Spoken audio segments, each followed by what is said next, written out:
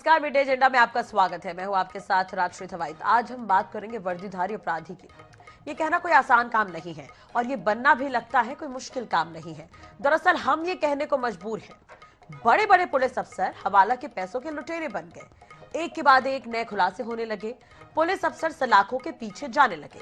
गिरफ्तारियों पर गिरफ्तारियां हो रही है और आगे भी गिरफ्तारियां होंगी। बात हो रही है पिछले महीने सिवनी में हुए 3 करोड़ के हवाला लूटकांड की। इस लूटकांड में वर्दी में रहकर संगठित अपराध का बड़ा खुलासा किया। मुख्य आरोपी पूजा पांडे समेत 11 पुलिसकर्मी गिरफ्तार कर लिए गए। अब पूजा पांडे के जीजा भी इस लूटकांड के भागीदार बताए जा रहे हैं। भागीदार ही नहीं, बड़े किरदार भी, मतलब जीजा साली की जोड़ी इस पूरे लूटकांड के बड़े सूत्रधार है। अब सवाल यह है कि वर्दी में अगर अपराध हो रहे हैं तो अपराधी की श्रेणी क्या है। आला अधिकारी खुद मान चुके हैं कि इस लूटकांड वर्दी को बड़ा दागदार किया गया है। तो आज हम इसी पर बात करेंगे और जानने की कोशिश करेंगे कि वर्दीधारी और कितने अपराधी सामने आएंगे।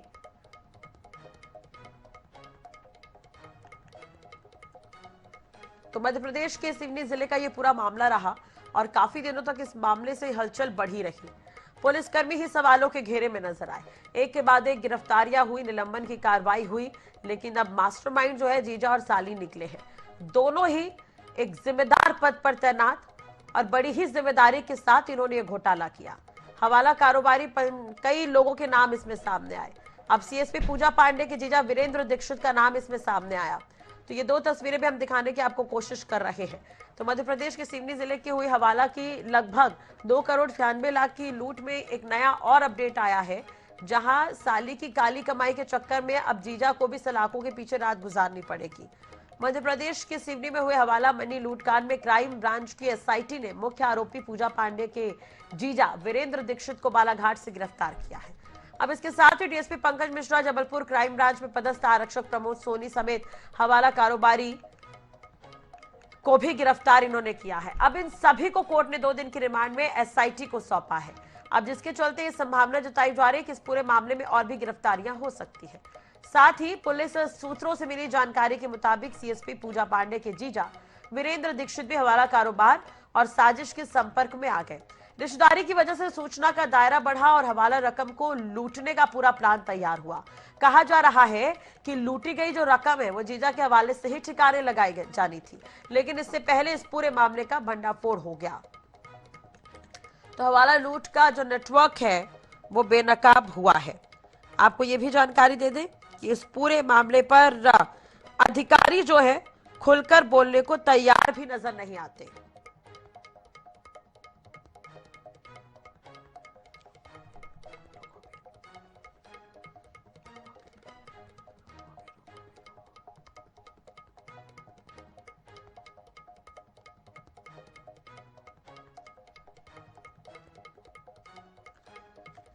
चलो इसी पर ही हम चर्चा करेंगे, बातचीत करेंगे। हमारे साथ खास मेहमान जुड़े हुए हैं डॉक्टर राम पांडे जो कि प्रवक्ता कांग्रेस के हैं, योगेश गुप्ता जी हमारे साथ बीजेपी के प्रवक्ता है, इसके अलावा के अग्रवाल रिटायर्ड आईपीएस कुछ ही देर में हमारे साथ जुड़ेंगे। सबसे पहले तो योगेश जी मैं आपके पास ही आना चाहूंगी।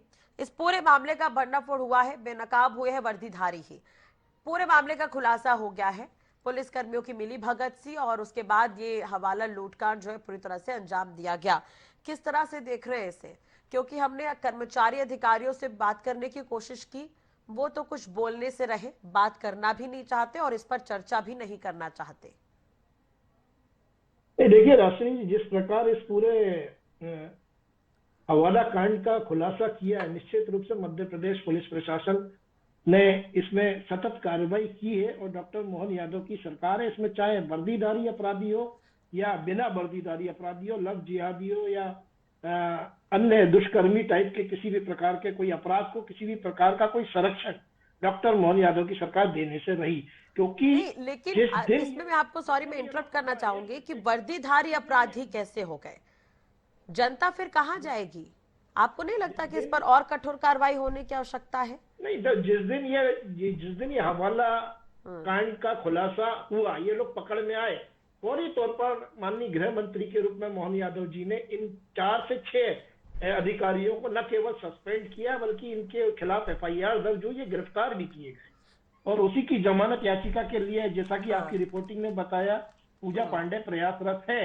तो निश्चित रूप से बाकी का काम एसआईटी के हवाले है, न्यायालय के अधीन ये जांच एजेंसियां हैं और समय समय पर आप सम्मानित मीडिया के समक्ष ये सब खुलासे होते जाएंगे।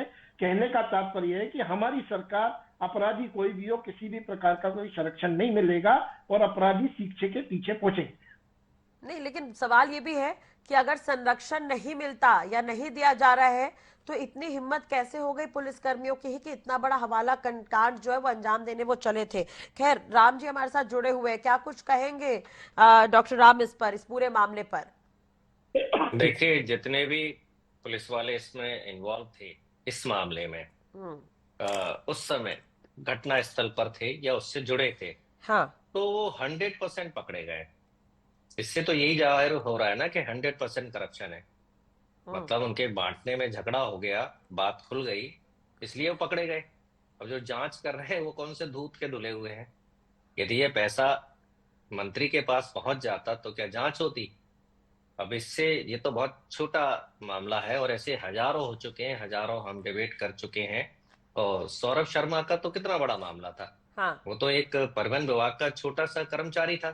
55 किलो सोना, हजारों करोड़ रुपया, उसकी जांच आगे क्यों नहीं बढ़ी? उसकी जांच सौरभ शर्मा तक ही क्यों रुक गई? उसकी जांच परिवहन मंत्रालय तक क्यों नहीं गई? उसकी जांच परिवहन अधिकारियों तक क्यों नहीं गई? उसकी जांच मुख्यमंत्री तक क्यों नहीं गई? और उसकी भी जमानत हो गई। आप सोचिए, सौरभ शर्मा की भी जमानत हो गई। तो जब वो इतना बड़ा कांड इन्होंने दबा लिया, विधानसभा अध्यक्ष का बेटा सरेआम कह रहा है, मोबाइल पर वीडियो कॉलिंग कर रहा है, कनाडा वनाडा में हजारों करोड़ की लेन देन की बात कर रहा है, उसकी जांच तो 1 इंच भी नहीं बढ़ी। क्योंकि वो विधानसभा अध्यक्ष का बेटा है, इसलिए नहीं बढ़ी ना, क्योंकि वो विधानसभा अध्यक्ष है, पूर्व में कृषि मंत्री थे, तो उनकी जांच तो कहीं से कहीं तक नहीं गई। अब ये पुलिस वालों की भी तो इस सरकार ने परेशानी में डाल रखा है। अब ग्वालियर में एक गोरा घाट थाना है, हाँ, वहां की पोस्टिंग के लिए 25 लाख रुपए देना पड़ता है टीआई को। ये आम चर्चा है। एक थाने की पोस्टिंग के लिए 25 लाख रुपए थानेदार देगा तो वो 25 करोड़ नहीं कमाएगा क्या? क्योंकि उसको तो पता ही है कि देना है। अब दे किसको रहा है? क्या उस पर कार्रवाई हुई? नहीं तो आपको डॉक्टर राम जी देखिए ये करना पड़ता है तो क्या इन सब मामलों की शिकायत होती है कहीं पर या फिर ये दब जाती है चीजें? कर दो, 1 लाख शिकायत कर दो। मेरा कातिल ही मेरा मुंसिफ है, मेरे हक में क्या फैसला देगा? मुझे तो लगा ही था। सारे ही तो खैर, आप चोर वो बैठे हैं। सौरभ मामले को आप उठाएंगे, योगेश जी से मैं जवाब लूंगी इन तमाम आरोपों पर। संजय भी हमारे साथ जुड़े हुए हैं, लगातार इस खबर पर वो बने हुए हैं। संजय, आप इस खबर को लगातार देख रहे थे, क्या कोई पॉलिटिकल इंटरफेरेंस इसमें समझ में आया? क्या जांच किस तरह से हुई, खुलासा कैसे हुआ, वर्दीधारी पर क्या अब भरोसा कर रही है जनता वहां पर? निश्चित ही जिस प्रकार का ये मामला कहीं ना कहीं वर्दी जो है वो उसमें कलंकित हुई है और ये बात स्पष्ट हो चुकी है कि इसमें कहीं ना कहीं कोई ना कोई सफेदपोश व्यक्ति का हाथ हो सकता है, क्योंकि हवाला का कारोबार जिस प्रकार से, जिस गति से पूरे देश में फैला हुआ है, नेटवर्क फैला हुआ है इनका, और पूरा स्लीपर सेल जो है वो हवाला कारोबारियों का चलता है। और यही कारण है कि अब इसमें पुलिस भी शामिल हो चुकी, क्योंकि जिस प्रकार से पूजा पांडे हो, चाहे वो पंकज हो या जबलपुर के साइबर सेल के प्रमोद सोनी हो, तमाम ऐसे लोग जो है, पुलिस आरक्षक हो, पुलिस प्रधान आरक्षक हो, ये तमाम लोग जो है वो इसमें शामिल होते हुए दिखाई दे रहे हैं। और निश्चित ही ये जो मामला जब खुला तो कहीं ना कहीं पुलिस के जो दाग लगता था, जो दाग धूप ऊपर से दिखाई देता था, अब वो अंदर तक दिखाई देने लगा। और संजय, यहाँ पे शॉर्ट में मैं एक चीज आपसे पूछना चाहूंगी, बिल्कुल शॉर्ट में। कारोबारी भी है इसमें, 2 कारोबारी भी हैं, तो ऐसा तो नहीं है कि घोटाला करना है तो सब कॉन्ट्रैक्ट में आ गए होंगे? ये भी तो हो सकता है कि शुरुआत से आपसी नेटवर्क में रहे होंगे। इसे लेकर क्या कोई बयान सामने आया? क्या थोड़ा स्पष्ट कीजिए इसे। निश्चित जो बात, जो घोटालेबाज जो सामने आ रहे हैं, व्यापारी भी जो सामने आ रहे हैं, चाहे वो पंजवानी का मामला हो, उसके खिलाफ 2018 में भी शिकायत हुई थी, जहां पर लगभग 60 लाख रुपए उसके हवाला कारोबार से मिले थे। इसी प्रकार जो बीरन दीक्षित का नाम जो है वो पूजा पांडे जो डीएसपी है उनके उनके जीजा बताए जा रहे हैं, जो कि मेडिकल स्टोर चलाते हैं। और ये तमाम लोग जो है वो हवाला कारोबार से जुड़े हुए पूर्व नजर आते हैं। तो कह सकते हैं कि बड़ा नेटवर्क जो है वो इनका रहा है। और यही कारण है कि जितने भी लोग इसमें इन्वॉल्व नजर आ रहे हैं वो सब कहीं ना कहीं जबलपुर कनेक्शन दिखाई दे रहा है, क्योंकि जबलपुर एक बड़ा हब है, व्यापारिक सेंटर भी है, और साथ में हवाला कारोबारियों की जब हम बात करते हैं तो हवाला का बहुत सारा पैसा जो है तो जबलपुर से अनेकों बार पकड़ा गया है। तो ये बड़ी बात जो है वो यहाँ से, और ये जितने भी लोग यहाँ, चाहे वो पंकज हो, चाहे डीएसपी पूजा पांडे हो, चाहे वो प्रमोद सोनी हो, अन्य जितने भी लोग, सारे लोग जबलपुर से होके ही अन्य जिलों पर पहुंचे हैं, तो ठीक इनका है। नेटवर्क एक खराब होगा और यही कारण है कि ये सारी चीजें सामने आई हैं। जी, एक चीज और है, हमने कांटेक्ट करने की कोशिश की अधिकारियों से ताकि बातचीत हो सके, वो कुछ बोलने को तैयार नहीं है इस पूरे मामले पर। जब बात की, चूंकि जबलपुर आईजी जोन लगता है, आईजी से जब हमने बात की तो वो आईजी यही कहते हुए नजर आए कि उसमें जो जांच होना थी वो जांच हो चुकी, अब अन्य चीजों पर जांच चल रही है, लेकिन जांच चल रही है, किन चीजों पर जांच चल रही है, पैसा कहाँ गया, अभी भी लूट का बहुत सारा नहीं तो पैसा जो है डिपार्टमेंट में हो क्या रहा है वो तो 25 से बताएंगे ना खुलकर। अधिकारी कर्मचारी जो रिटायर्ड भी हो गए वो भी इस पर बोलने को कुछ तैयार नहीं है। मतलब इससे अंदाजा लगाया जा सकता है कितनी शर्मिंदगी उन अधिकारियों को भी महसूस हो रही होगी जिन्होंने सेवा की और उसके बाद वो रिटायर होकर बैठे, वो भी बोलने को तैयार नहीं है इस कांड के बाद। ठीक है योगेश जी, बार बार संरक्षण के आरोप लगते हैं, क्यों? जो प्रेशर बनना चाहिए वो है नहीं क्या? नहीं, देखिए राष्ट्रीय जी, आरोप प्रत्यारोप लगाना कांग्रेस पार्टी का काम है विपक्ष के नाते, और निश्चित रूप से ये वो पार्टी है जिसने अपने 55-60 सालों के शासन में सिर्फ भ्रष्टाचार के अलावा कुछ नहीं करा, जिसके स्वर्गीय पूर्व प्रधानमंत्री खुद कहा करते थे कि 1 रुपए केंद्र से चलता है तो हितग्राहियों तक 15 पैसे पहुंचता है। मतलब 75% का घोटाले के जो बीज इन्होंने बोए थे अपने 55-60 सालों के शासन में, वो बीज फूट फूट कर निकल रहे हैं। भारतीय जनता पार्टी के शासन में निष्पक्ष रूप से कार्रवाई भी होती है, चाहे वो पुलिस वर्दीधारी हो या अपराधी कोई भी हो, संरक्षण नाम की कोई जगह है नहीं। डॉक्टर मोहन यादव की सरकार के कानून का झंडा नहीं, लेकिन जहां तक मुझे ध्यान है कि अभी तो बीजेपी की ही सरकार है कंटिन्यू। बीच में मौका मिला था कांग्रेस को, 5 साल भी नहीं चली सरकार, अभी तो आप लोग ही सत्ता में हैं। हाँ, हम ही लोग सत्ता में है और हम ही लोग पकड़ भी रहे इस प्रकार के। कहने का मतलब यह है कि जो बीज 55-60 सालों में भ्रष्टाचार का बोया गया था वो एक वृक्ष बन चुका है। उसकी शाखाओं पर निरंतर भारतीय जनता पार्टी शासित सरकारें न केवल काट रही है बल्कि धाराशाही कर रही है, और तिल मिला के कांग्रेस पार्टी के लोग अनर्गल आरोप प्रत्यारोप लगाते हैं। 25 लाख की पोस्टिंग वाली बात जो राम पांडे ने करी है, बिना तथ्यों के, बिना प्रमाण के, सिर्फ मुंह चला रहे हैं यहाँ बैठकर। अगर इनके पास कोई तथ्यात्मक जानकारी है तो वो आरोप प्रत्यारोप के खिलाफ एक आवेदन दे और उसकी जांच निश्चित रूप से डॉक्टर राम, इस पर जवाब, कोई अभी कंप्लेन मैंने भी आपसे पूछा था, इस पर क्या शिकायत होती है कभी, जो आरोप आप लगा रहे हैं? गोराघाट, दतिया और डबरा के बीच में है, आप वहां सर्वे करा लीजिए, आपको जानकारी मिल जाएगी। और अभी देख और कर रहा हूं मैं, मध्य प्रदेश में जितने भी चेक पोस्ट हैं 1000 से 10,000 रुपए ट्रक वालों से लिए जाते हैं और अभी लिए जा रहे हैं। आप अपने संवाददाता को, पत्रकार को भेज दीजिए, जो भी आपके पास में हो, सरेआम लिए जा रहे हैं। ठीक है। दूसरा, उन्होंने बोल दिया जो सिवनी वाला मामला कांड है, इसमें राजीव गांधी को गिरफ्तार किया जाए।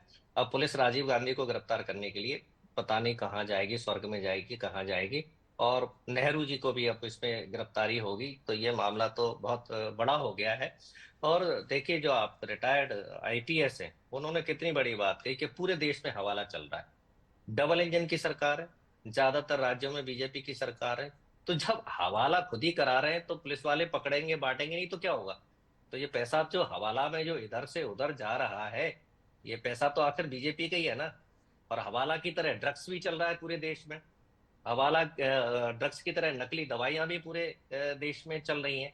तो ये डबल इंजन की सरकार, इतने प्रदेशों में सरकार बनी हुई है, उसको खुली छूट मिल गई है। और ये जो हम डिस्कशन कर रहे हैं ना, इससे कोई फर्क नहीं पड़ने वाला है सरकार के ऊपर, क्योंकि जनता को भी पता है, सरकार को भी पता है। और टीवी पर डिबेट कितनी भी हो जाए, ज्ञानेश गुप्ता बैठा हुआ है, चुनाव बीजेपी को जीतना है, तो जनता के वोट की भी वैल्यू आप खत्म हो गई है। डिबेट पर देखिए राम जी, देखिए यहाँ पर मैं आपको थोड़ा टोकना चाहूंगी। अगर इससे पहले बहुत सारे मामले हुए हैं जिस पर हमने चर्चा की है, आप आईएनएच का कल का या परसों का भी डिबेट उठाकर देख लीजिए। वहां पर जो गेस्ट बैठ रहा है वो धन्यवाद इसलिए भी कर रहा है कि आपके डिबेट के जरिए हमने हॉस्पिटल में इस बात को पहुंचाया, स्वास्थ्य विभाग तक पहुंचाया, तो ये पोस्टिंग की भर्तियां निकली है। कल का ही मैं बता रही हूँ आपको, ऐसा नहीं है, डिबेट से फर्क नहीं पड़ता तो मैं है। आपके काम की तो तारीफ कर रहा हूँ ना, मैंने आपके काम को गलत नहीं बताया, मैं आपके डिबेट को गलत नहीं बता रहा हूँ। मैं ये कह रहा हूँ आप तो मेहनत कर रही हैं, लेकिन जनता और सरकार या ये सबको पता है कि जो चुनाव है, जो वोट है, वो ज्ञानेश गुप्ता के हाथ में है। वो जिसको चाहेगा वो जिता देगा। मैं इसमें आपको कहाँ बोला है, मैंने ज्ञानेश गुप्ता का बोल रहा है। आपके लिए चलिए तो उस पे इतना टॉपिक बोलूंगा तो कि आपके इस पर ऊपर बदल सॉरी, जाएगा, लेकिन देखिए जनता आपके तो सब ऊपर जानती है। आपके जनता जो आपके हमें बारे देख में, रही है वो बिल्कुल समझती है कि देखिए देखिए डॉक्टर आपके राम ने बारे किस में तरह से अपनी बात को प्रेजेंट किया, योगेश जी ने अपनी बात को किस तरह से प्रेजेंट किया, संजय ने क्या जानकारी दी, ये जनता देख रही है, सुन रही है और समझती भी जी है, मुझे लगता जी है। बिल्कुल जी ठीक जी। है योगेश जी, तो देखिए मैं, बार बार ये जो प्रेशर वाली जो बात आती है, अगर कोई घोटाला हो रहा है तो इतनी हिम्मत कैसे? आपको नहीं लगता थोड़ी लाइबिलिटी है अभी, थोड़ा कठोर नहीं होना पड़ेगा? नहीं निलंबन की राष्ट्रीय जी कार्रवाई बिल्कुल काफी नहीं है? नहीं, लाइबिलिटी भी है और अकाउंटेबिलिटी भी है, दोनों ही हाँ है। कितना हाँ हास्यास्पद आरोप लगा रहे हैं मेरे मित्र राम पांडे कि बीजेपी का पैसा, अब बीजेपी का पैसा बीजेपी पकड़ रही है सर। मतलब कुछ तथ्यात्मक बात करें तो जनता तक इनका मैसेज भी पहुंचे। इसी प्रकार हवाई आरोप ज्ञानेश गुप्ता के ऊपर लगाते हैं। अरे आपको 1.5-2 महीने का समय दिया जाता है, आपके बीएलए वगैरह बैठते हैं, आपके पास बूथ पे काम चलिए करने के ठीक लिए है, लोग लेकिन तो देखिए है नहीं। डॉक्टर राम ने दो आप तीन जो आरोप टोल प्रत्यारोप प्लाजा का लगाते जिक्र हो। किया है, अभी मध्य योगेश जी प्रदेश में देखिए उन्होंने एफआईआर दो चल तीन रही टोल है, प्लाजा का जिक्र किया उसके है ऊपर आपकी कुछ जगहों पर, कार्रवाई उसको आप कैसे नोट होगा? कर लीजिए ना, एक बार दिखवा लीजिए, एक बार जी दिखवा लीजिए, क्या नहीं दिक्कत है, जवाब देने का मौका मिल जाएगा। नहीं, निश्चित रूप से हम तो कड़ी कार्रवाई करते हैं। और संरक्षण नाम की तो चिड़िया डॉक्टर मोहन यादव की सरकार में बैठ ही नहीं सकती। ठीक है सीधे स्पष्ट दिशा निर्देश है माननीय मुख्यमंत्री जी के कि कोई भी हो, कितना भी बड़ा बल्लम हो, कितना भी बड़े नेता का आदमी हो, अगर वो अपराधी है तो कानून के दायरे में लाओ, उसको सजा दिलाओ। ठीक है, ये चलिए इस स्पष्ट मामले में निर्देश तो है बड़ा माननीय। खुलासा हुआ है, अब देखने वाली बात जी होगी किस तरह से इस पर कार्रवाई होती है। संजय एक चीज और है, अब इस पूरे मामले पर अब ये खुलासा तो हो गया, कार्रवाई किस तरह से हो सकती है?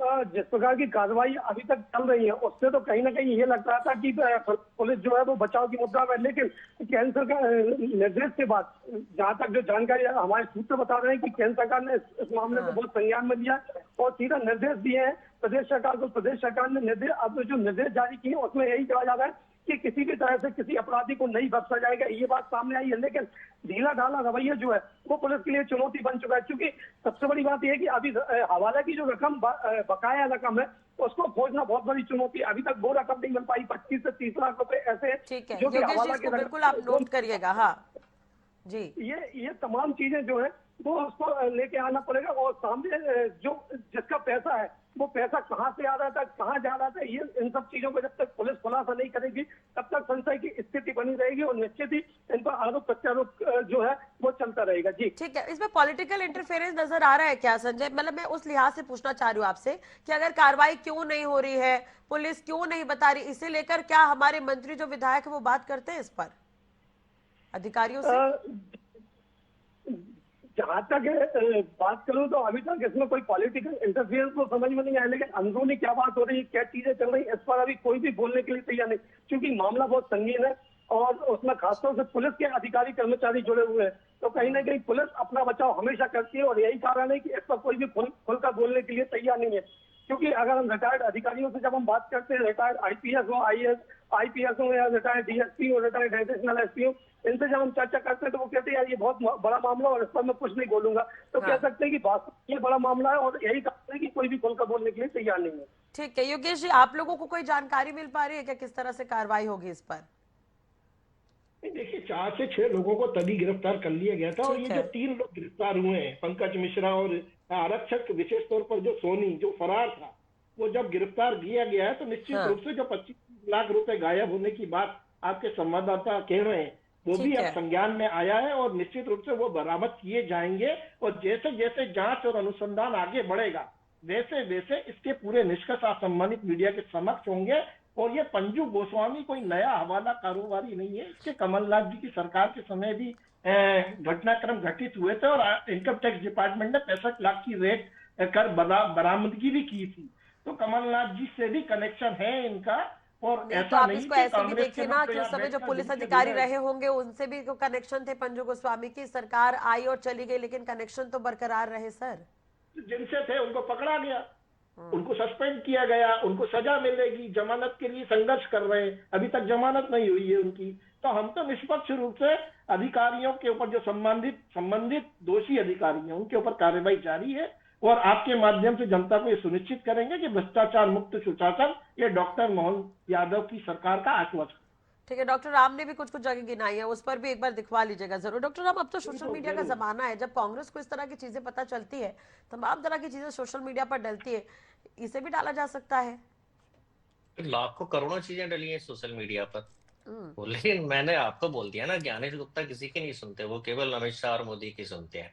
डाल दो, आप भी डाल दो, उससे कुछ होना जाना थोड़ी। अब जैसे योगेश गुप्ता जी हैं, कमलनाथ जी ने इनको प्रदेश प्रवक्ता बनाया कांग्रेस का, तब कमलनाथ जी की तरफ से बैटिंग करते थे।